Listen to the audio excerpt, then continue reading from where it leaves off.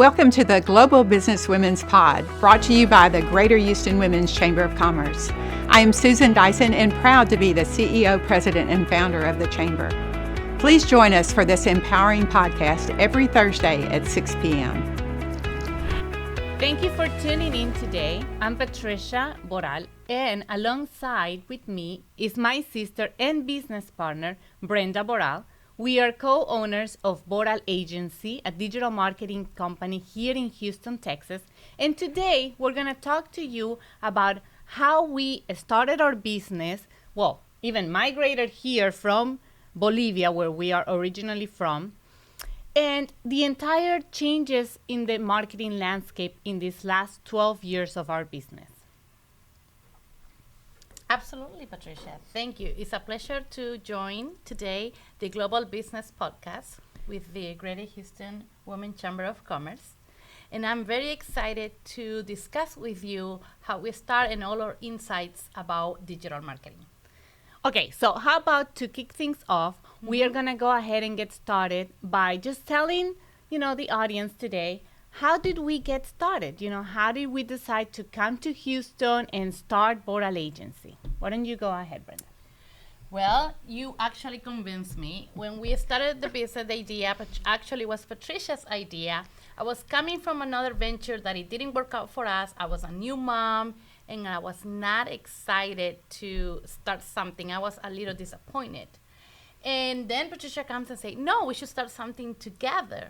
And I was like, well, I already had a bad experience with somebody, and you're my sister. Can you imagine starting a business with you and having a big fight? I was very afraid of that. But she convinced me, and it was the best decision I have made. I told her, how can we make this better? And Brenda was very business-minded and be like, let's put an operational agreement in paper. Right and away. We went to a Starbucks, literally sat down and wrote everything that we can even think of. How much vacation we're going to take, what happens if one of us doesn't agree with the other one. Like, we literally discussed everything, and honestly, that has been the guide for us to be able to make it through the 12 years, right? And for us, coming to Houston, as Hispanics and female, we had a lot of obstacles, what I feel like were more mental obstacles, of course. Why wouldn't you discuss, Brenda, what were some of the challenges that you felt that you had to go through when we got started? Well, first, I will say for sure the language.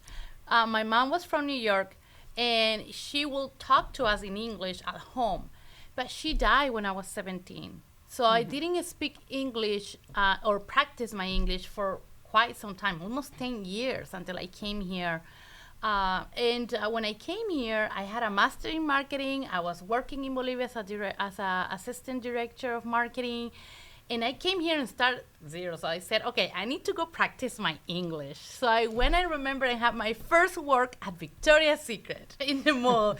And I was practicing and talking to people. So going over that challenge, and I know I needed to learn something or practice something new and not afraid to do it. Or, well, be afraid but do it anyways. That's one of the challenges that helped me to, be more comfortable with my language and the way I speak. And then I start applying for jobs and marketing, and years later the opportunity to start the agency came. Also, the opportunity to come to Houston came because of work. We had a work opportunity to come here, and that was back in 2005. And then I found my own job after Victoria's Secret in marketing, and then a couple of years later, you joined us. Can you tell us how was your experience? Well, coming to Houston, I was actually the last one in my family to move here. Everybody else was in Houston. For me, it was more of a, when am I moving to Houston kind of decision. So finally, when I did, I decided to start working as well. I found a job fairly quickly. That's how wonderful the economy in Houston is. And I was just trying to kind of see the market. Back home in Bolivia, I had a branding company. So when I came here, I was like, oh my God, the market is so much easier here because just to be an entrepreneur, to be a business owner, the government itself gives you so much support, and there's so many opportunities through the chambers of commerce, and you find so much help. So without doubt, I was like, okay, I can, do it and replicate the business, and it's going to be so much faster. And that's when I went to my sister and my brothers. My brothers turned us down completely. And then I was like, no, Brenda, you're not saying no to me. So I basically chose her, and chased her down until she said yes. And that's how we started 12 years ago, and started our agency with literally $300 for the LLC and our own laptops. Was a huge challenge because obviously every little money that was coming in, we had to reinvest it in the company. So we went through a lot of struggles that I quite honestly don't recommend any business owner to do that. If you could save or start a business on the side as you are working for a company, and plan it and take a little bit more time. Yeah. Back then I was way younger, so it didn't matter so much. But we have fun. But now fast forward to today, over a decade already, the digital marketing industry has changed dramatically, because even when we got started, we started more with branding and marketing and kind of like a mix. But of course, as the landscape changed, which we witnessed it changing a lot, we obviously changed as well. And as technology grew, we grew as a company as well. So Brenda, why don't you share a little bit of the things that you saw in the landscape? Yeah. So when we started the agency, Facebook was just in their beginnings. There was the groups, they were not the ads yet. So we evolved with them. And something also that changed completely was access to video. So it turns out video opens the door to more communications, to more way of promoting your business. And it was a fun, and still is, a really fun experience to really go to the trends, see what is new, see what is coming, and learn in different campaigns and try different campaigns and different ideas. Yes, and I feel like the buyer has changed as well. Because, if we think about how we shopped 12 years ago, even if you are a business to business versus a business to consumer, right? Especially after the pandemic, how much we are depending on shopping online. And not only for products, even if you own a manufacturing company, or if you own a oil and gas type of company, your buyer who's sitting on that decision position right now, they are going to Google first. They are turning into the social media first to really learn about your product, learn about your level of service, your quality of service, reading your reviews, testimonials, all of that information. That's why all the changes that Google is doing for the Google algorithm changes, right? They're all towards user experience. It's all about content driven, like the type of content that you're putting out there. It matters, and it matters to your buyer as well. And I think that's like the biggest change and shift that I've seen in digital marketing. Because before it used to be, let's put an ad out there and everything is going to be fine. I'm going to get clients. Oh my God, I'm not going to know what to do with them, right? But now it's so competitive, and now you can really either stand out from your competition or completely the opposite. Burn your company and really have a bad reputation because you're not investing on your digital marketing. So I feel like, if I think about digital marketing 10 years ago versus digital marketing today, now it's a non-negotiable, right? It's like you have to have it for a company. Think about the buyer 10, 15 years ago. They usually, you take somebody to lunch, do contracts over lunch, talking, shaking hands. Now the buyer have changed completely. They want you to send a text with the proposal, or send the specs over email, or they contact you over LinkedIn. So the buyer have changed. We don't have the baby boomers that are going to be the decision maker now. That now are going to be millennials, Generation X and Z. And that's so important to know when you are launching a campaign, to think about the buyer and how the changes has been changed in the industries. Yes, definitely. I think it's important to think about, how was the past, right? Like how things used to be done in the past is not how are handled now in the present. But how about the future, right? Now that AI is becoming such a big thing, right? So you hear artificial intelligence everywhere. That's going to take my job and all of that. But AI is doing way way more than just scaring all of us here. AI is really reshaping the way we're doing business and we're doing marketing, and it's going to change once again the digital marketing landscape. So why don't we talk a little bit about what are some of the benefits that you think and you see, and how do you think businesses can use actually AI for our advantage, right? And something that I remember back in the day when Microsoft Excel came, all the accountants thought, oh my gosh, I'm going to lose my job. And you can read it. That was a fact. Everybody was so afraid of Microsoft Excel. They're going to, everybody's going to be losing their jobs. It's going to change completely how people work. And look at us now. I love Excel. I cannot live without it. And accountants for sure have not lost their job. Yes. So that's the same that I see how AI is going to be now. I feel that it's more of a co-pilot for you. Yes, it's amazing for content, but you cannot go and put a content in an AI software and say, oh, this, I'm going to go post it right away. You still need to edit it. You still need to give the human touch. You still have to find an intention for your content and really, really humanize it. Will you agree? Yes, definitely. And I mean, if you have that mentality of using AI as, it's my co-pilot, you can really grow and scale your business in ways you never thought possible. And not only that, but also faster than what you thought it was possible. Because think about how much personalization you can do thanks to AI, right? You can use softwares that's going to personalize based on your user behaviors, on email marketing. And guess what? We've been using AI for quite some time. So even though right now it sounds new and there's a lot of boom, we've been using AI in the past. If you ever heard A/B testing campaigns, or have you ever tried to optimize an email campaign to be sent at specific times, that was AI. That was artificial intelligence. Yes. Also, if you have done a quiz. I was doing a quiz the other day. It was fun that I found on Instagram. I love to do some quizzes from time to time. And that, believe it or not, is AI. And we've been doing quizzes in the internet for a long time. Yes.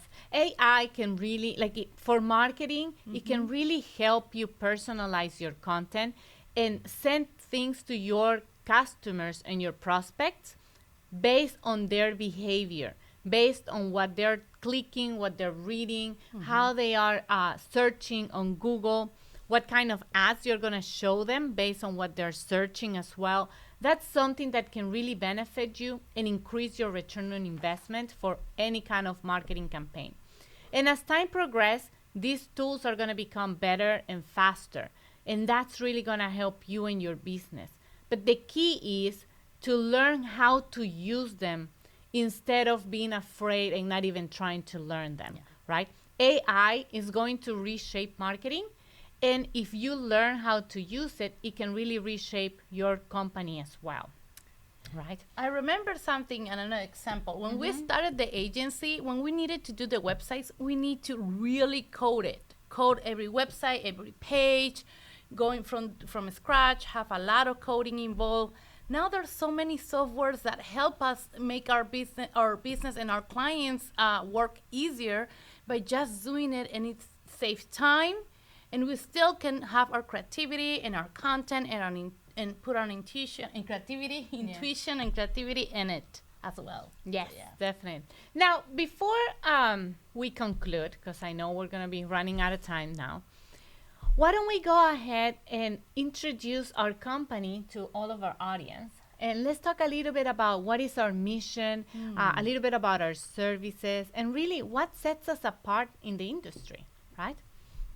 So if you like? Yes, go ahead. Of course. We are a full digital marketing agency. We love working with growing businesses. That is really our calling.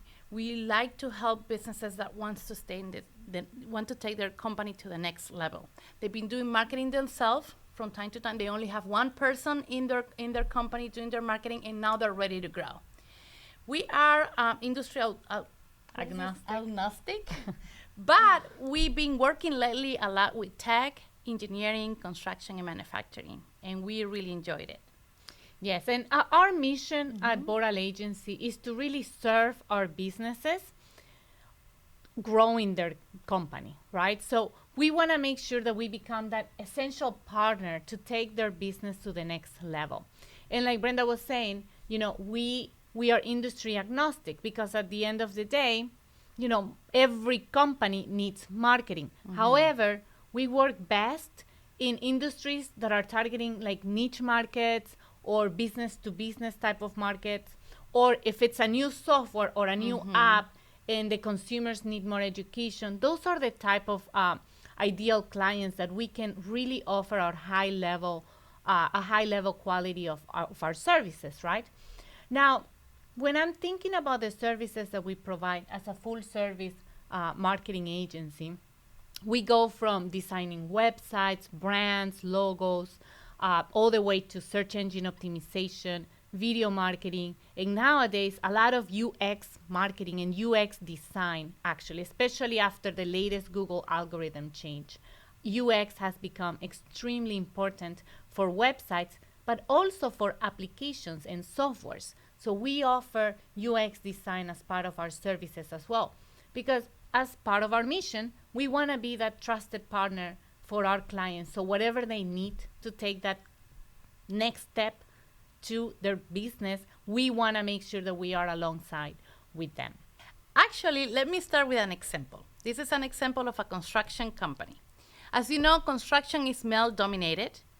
And when we did the research for the strategy, we noticed that the buyer actually was a woman. The decision maker for his particular product in construction and service was made by women. So when we find that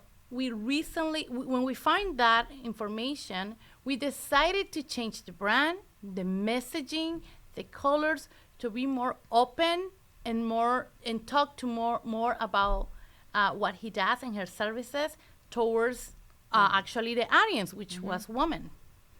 And when we did that, when we launched the campaign, with the first 3 weeks, he sent us a text, and I have the text. Thank you. This is a 100K brand. Thank you very much for this campaign. It launched him a big contract because of the change. Actually, and that was only 3 weeks after. 3 weeks after. What came later was better, because 6 months later, he actually landed a $1 million project thanks to the brand. Yeah. So you can find more about that in our website, about that case study. But that's to demonstrate how important it is to really learn about your buyer, right? So imagine you're just getting started with your marketing strategy and you don't know where to even get started. Where would you say, Brenda, is the first thing that you need to do to get your marketing strategy started? So if you're going to start your marketing strategy, especially in the digital world, you need to know who your buyer is. Once you know exactly who your buyer is and who is your ideal buyer too, because one thing is the buyer that you want, but you really need to know if that's your ideal buyer. Then you have to really learn and be specific about your message. Yes.